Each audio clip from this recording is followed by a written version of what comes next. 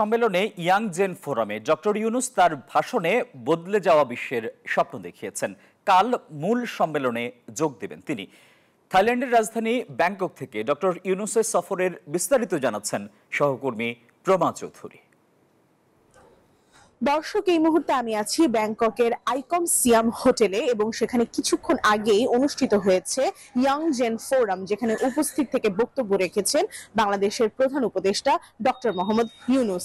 বক্তব্যে তিনি জানান কিভাবে খুব স্বল্প কিছু টাকা নিয়ে উদ্যোক্তা হয়ে ওঠা যায় এবং নতুন উদ্যোক্তা হয়ে ওঠার আহ্বান জানান তিনি। তার পাশাপাশি একটি নতুন সভ্যতাকে গড়তে হলে নতুন করে চিন্তা করবার চেষ্টা করা উচিত বলেও জানান তিনি। তাছাড়া তিনি আরেকটু জানিয়েছেন যে বাংলাদেশকে এই মুহূর্তে কিভাবে সরকার বান্ধব করা যায় সে বিষয়েও তিনি কাজ করছেন এবং সেখানে উপস্থিত যত নতুন উদ্যোক্তা ছিলেন বিভিন্ন দেশ থেকে আগত, সেই উদ্যোক্তাদের প্রশ্নের বান্ডেল থাকলে প্রতি সেনমানিতে টাকা বাঁচবে।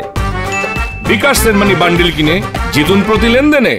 দেন তিনি। আমি যদি এই পাশে একটু দেখাই যে এটি হচ্ছে প্রধান ভেনিউ যেখানে ইয়াং জেন ফোরামটি অনুষ্ঠিত হয়েছে এবং এখনো ফোরামটি চলছে। তার পাশাপাশি আমরা জানি যে নরেন্দ্র মোদীর সাথে প্রধান উপদেষ্টার যে বৈঠক, সেই বিষয়ে কিন্তু বেশ কৌতূহল আছে এবং নেটিজন থেকে শুরু করে কূটনৈতিক বিশ্লেষকরা সবাই কিন্তু এই বিষয়ে বেশ কৌতূহল প্রকাশ করছে। যদিও এই মুহূর্তে বিমস্টেক সম্মেলনে বিভিন্ন দেশ এসেছে, মিয়ানমার, নেপাল, ভুটান, সকলের সাথেই বাংলাদেশের যে দ্বিপাক্ষিক আলোচনা, সেই দ্বিপাক্ষিক আলোচনার মধ্যে আসলে সবচেয়ে বেশি আলোচ্য যে বিষয়টা সেটা হচ্ছে ভারতের প্রধানমন্ত্রী নরেন্দ্র মোদীর সাথে বৈঠকে আসলে দ্বিপাক্ষিক কি বিষয় নিয়ে আলোচনা হতে পারে। তবে আজকে মন্ত্রী পর্যায়ের বৈঠক হয়েছে যেখানে পররাষ্ট্র উপদেষ্টা মোহাম্মদ তৌহিদ হোসেন উপস্থিত ছিলেন। আমরা জানতে পেরেছিলাম তৌহিদ হোসেনের সাইড লাইনে যে ডক্টর জয়েস শঙ্করের সাথে একটি বৈঠক হবার কথা, কিন্তু এখনো সেই বৈঠকটি হয়নি। তবে দ্বিপাক্ষিক সম্পর্কে আসলে কি ধরনের আলোচনা হবে বাংলাদেশের সাথে ভারতের, সেই বিষয়ে আমরা এখনো জানতে পারিনি। এই ছিল আমার হাতে পাওয়া বিমস্টেক সামিট থাইল্যান্ড ব্যাংকক থেকে সর্বশেষ খবরাখবর।